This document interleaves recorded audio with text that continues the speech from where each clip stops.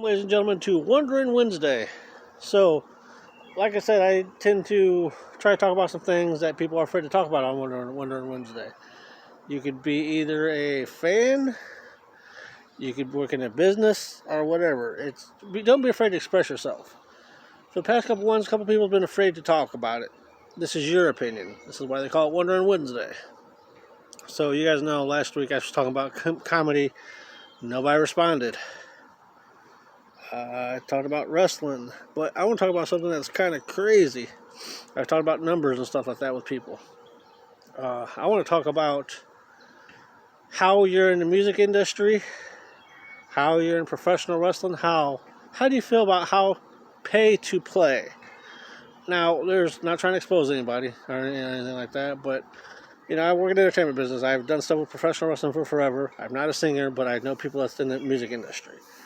And how do you feel when you gotta pay to play? You're like, well, Jeff, what's pay to play? Okay, for instance, there's a couple of wrestling companies I know do this. I'm not calling their names out, but you have to pay them in order to be in a Royal Rumble and to be in a Battle Royal. There's some people you have to pay to play to be on their show to wrestle. Did you know that?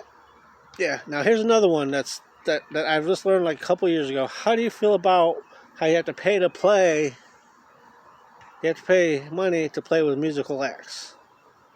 Like I know a lot of people they do music, and in order for them to perform in front of big name acts, such as Bone and other people, Nelly or whatever, etc., how you have to pay to get that spot? Whatever happened to natural talent? Whatever happened to earning a spot? Wrestling, singing, anything. So how do you feel about the entertainment business? How you have to pay to play? I think you should go off real talent, but that's just me. Don't be afraid. Open up. Don't be a pussy.